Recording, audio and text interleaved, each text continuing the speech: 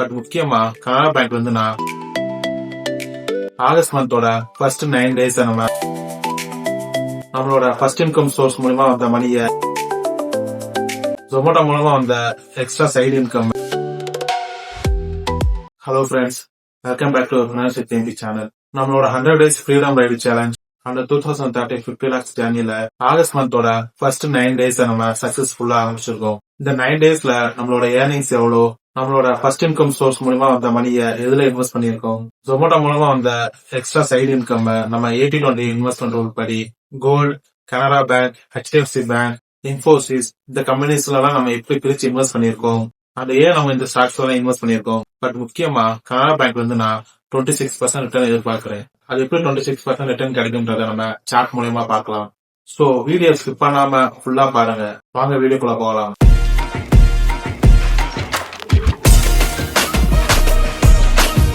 First நம்ம இந்த 9 daysல நம்ம பண்ணிருக்க இன்வெஸ்ட்மெண்ட் பிரேக் டவுன் பார்க்கலாம்.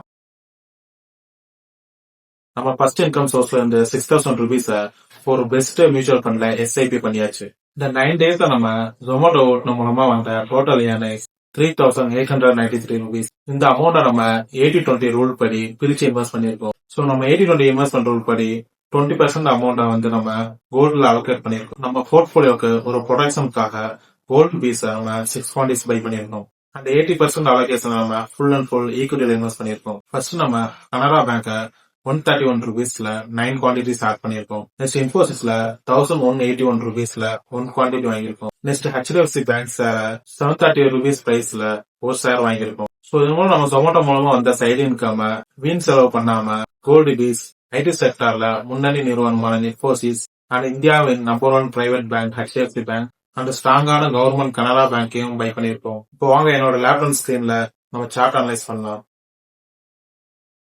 நான் வந்து கனரா பேங்கோட சார்ட் வந்து லோட் பண்ணிருக்கீங்க. இப்போ நீங்க பாக்குறது வந்து கனரா பேங்கோட மந்த்லி சார்ட். ஸோ சார்ட்டை பார்க்கும்போது உங்களுக்கு தெரியுது கனரா பேங்க் வந்து அப் ட்ரெண்ட்ல இருக்கு அப்படின்னு சொல்லிட்டு. நான் எப்படி சொல்றேன்னா, கனரா பேங்க் வந்து 16 rupees அதான் அவங்களோட லோவே. அந்த லோல இருந்து 54 rupees போயிருக்கு. திரும்பி அங்கிருந்து ஒரு சின்ன கரெக்ஷன் ஆகி 34 rupees வந்திருக்கு. சரிங்களா?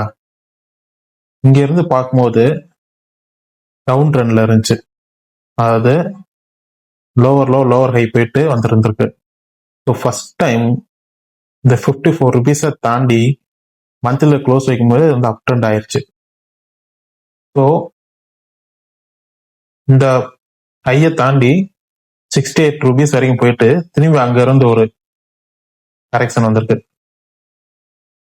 சரிங்களா? அது எவ்வளவு வரைக்கும்? 54 வரைக்கும். கரெக்டா அந்த மந்த்லில ப்ரீவியஸ் ஹையை வந்து ரீடெஸ்ட் எடுத்திருக்கு இந்த இடத்துல. நெக்ஸ்ட் அங்க இருந்து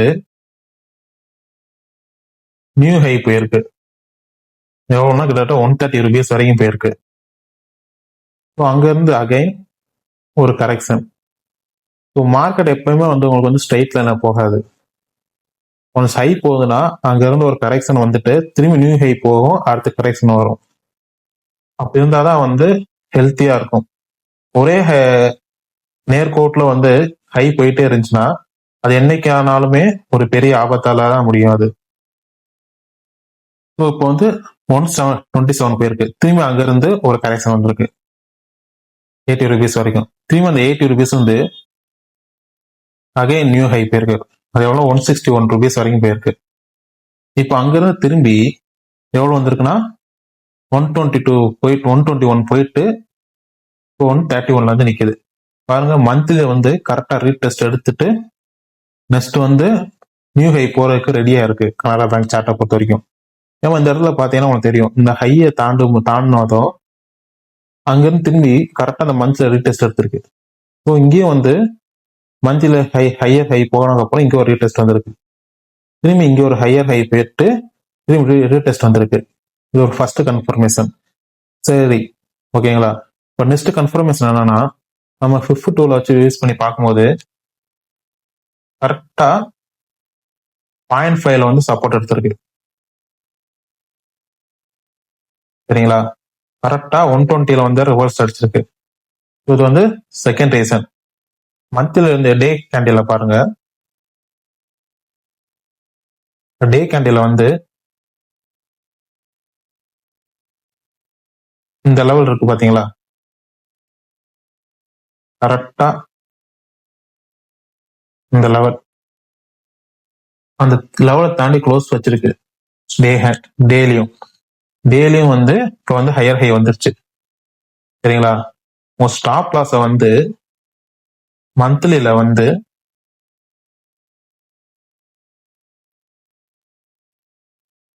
மந்த்லி சார்ட்ல இதுதான் ஸ்டாப் லாஸ் 120.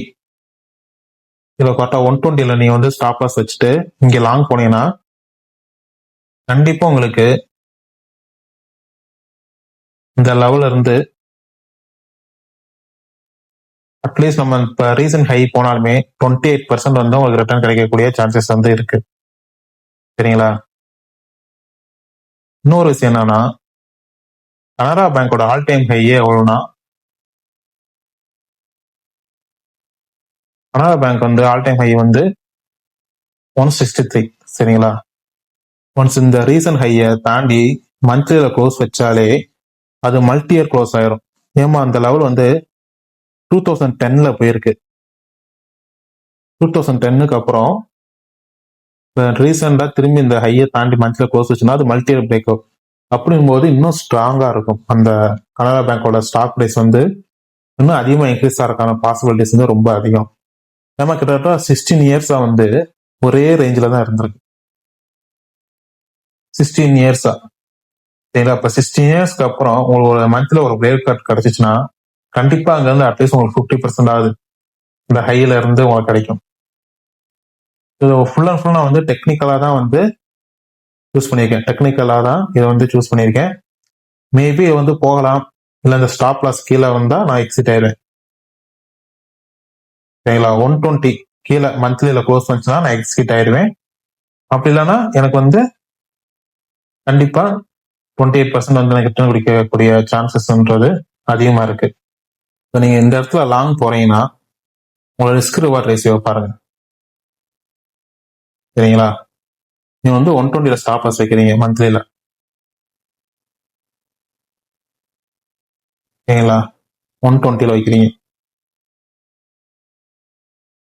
அதே மாதிரி உங்களோட எக்ஸிட் வந்து ஆல் டைம் ஹை கிட்ட வைக்கிறீங்க 165. அப்படி பார்க்கும்போது உங்களுக்கு வந்து 1:3 ரேஷியோல உங்களுக்கு வந்து ரிஸ்க் ரிவார்ட் கிடைக்குது. நீங்க வந்து 100 rupees ரிஸ்க் வைக்கிறீங்கன்னா உங்களுக்கு கிடைக்கக்கூடிய ரிவார்ட்ன்றது வந்து 300 rupees. சரிங்களா, ஸோ அதனாலதான் அந்த கனரா பேங்க் வந்து நான் அக்குமுலேட் பண்ணிட்டு இருக்கேன் இந்த ஸ்டேஜ்ல.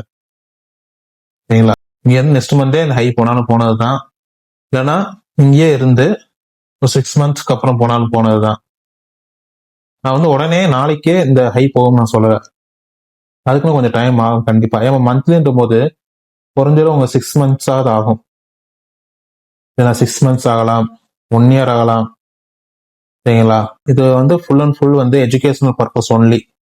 சரிங்களா, இது என்னோட பர்சனல் வியூ. இது வந்து ராங்கா கூட இருக்கலாம். சரிங்களா, இது என்னோட வியூ தான் ஃபுல் அண்ட் ஃபுல். ஸோ நீங்க வந்து இந்த இதில் வந்து இன்வெஸ்ட் பண்ணணும்னா உங்களோட ஃபினான்ஷியல் அட்வைஸரை கேட்டுட்டு உங்களோட ஓன் ரிஸ்க் நீங்க எடுத்துக்கோங்க. எஜுகேஷனல் பர்பஸ்க்காக மட்டும்தான் அதை நான் ஷேர் பண்ணிட்டு இருக்கேன் உங்கள்கிட்ட. ஸோ இதுதான் கனரா பேங்க் நான் சூஸ் பண்ண reason. Next Infosys and HDFC bank சார்ட்டையும் பார்த்துடலாம். இப்போ நம்ம வந்து இன்ஃபோசிஸோட சார்ட்டை தான் அனலைஸ் பண்ண போறோம். இப்போ இன்ஃபோசிஸ் வந்து நல்ல ஒரு ஹை போயிருக்கு, 2000 வரைக்கும் போயிட்டு இப்போ நல்ல கரெக்ஷன்ல இருக்கு. சரிங்களா, கிட்டத்தட்ட ஹைல இருந்து 50% கிட்ட ஃபால் ஆயிட்டு இப்போ அங்க இருந்து ஒரு 8% இன்க்ரீஸ் ஆகி 42% ஃபால்ல இருக்கு. சரிங்களா, ஐடி செக்டர்ல இருக்கிற ஒரு முக்கியமான கம்பெனிகள்ல இன்ஃபோசிஸ் ஒன்று. சரிங்களா, இப்போ வந்து ஏஐனால தான் வந்து முக்கியமா ஐடி செக்டர் இவ்வளவுக்கான ரீசனே அதுதான். பட் வந்து இன்ஃபோசிஸ்ன்றதுலாம் வந்து சாதாரண கம்பெனி கிடையாது. இவங்க வந்து ஒரு கேஷ் ரிச் கம்பெனி. ஸோ இவங்க வந்து ஏஐல கண்டிப்பா அடாப்ட் ஆகிட்டு அதுலயும் வந்து ரெவன்யூ அந்த ப்ராஃபிட் வந்து காமிக்க ஸ்டார்ட் பண்ணுவாங்க கண்டிப்பா இன் கம்மிங் இயர்ஸ்ல. சரிங்களா, இங்க இருந்து நம்ம இன்ஃபோசிஸ்ல இப்ப யாரா இங்க இன்வெஸ்ட் பண்ண ஸ்டார்ட் பண்றீங்கன்னா கிட்டத்தட்ட உங்களுக்கு 70% வரைக்கும் உங்களுக்கு அப்சைல வந்து ஒரு ரிட்டர்ன் கிடைக்கக்கூடிய சான்சஸ்ன்றது அதிகமா இருக்கு. இப்போ இருந்து நீங்க வந்து கொஞ்சம் கொஞ்சமா அக்குமுலேட் பண்ண ஸ்டார்ட் பண்ணீங்கன்னா கண்டிப்பா உங்களுக்கு ஃபியூச்சர் வந்து நல்ல ரிட்டர்ன் கிடைக்கக்கூடிய சான்சஸ்ன்றது வந்து அதிகமாகவே இருக்கு. ஸோ ஃபுல் அண்ட் ஃபுல் நான் வந்து லாங் டேர்ம் பர்பஸ்க்காக தான் நான் வந்து இன்ஃபோசிஸ் வாங்குறேன். ஸோ யாரெல்லாம் லாங் டேர்ம் இன்வெஸ்டர் இருந்தீங்கன்னா இன்ஃபோசிஸை இந்த மாதிரி சீப்பாக கிடைக்கும் போதே கொஞ்சம் கொஞ்சமாக அக்குமுலேட் பண்ண ஸ்டார்ட் பண்ணிடுங்க. ஸோ அகைன் நான் சொல்றேன், இது வந்து எஜுகேஷனல் பர்பஸ்க்காக மட்டும்தான். நீங்கள் இன்வெஸ்ட் பண்ணுறதுக்கு முன்னாடி உங்கள் ஃபினான்ஷியல் அட்வைசரை கேட்டுட்டு இன்வெஸ்ட் பண்ணுங்க. ஸோ இப்போ வந்து நம்ம வந்து ஹெச்டிஎஃப்சி பேங்கோட டெக்னிக்கல் அனாலிசிஸை பார்ப்போம். ஸோ ஹெச்டிஎஃப்சி பேங்க் சார்ட்டை பார்க்கும்போது உங்களுக்கு நல்லா தெரியும். ஸோ ரீசெண்டாக வந்து 1000 வீஸ் போயிட்டு கிட்டத்தட்ட ஒரு சார்ட் மூலமா நம்ம எக்ஸ்பிளைன் பண்ணதில்ல உங்களுக்கு நம்ம ஏன் இந்த ஸ்டாக்ஸ் எல்லாம் இன்வெஸ்ட் பண்ணியிருக்கோம் புரிஞ்சிருக்கோம் நம்புறேன். கிட்டத்தட்ட உங்களுக்கு 27% வந்து ஃபால்ல இருக்கு.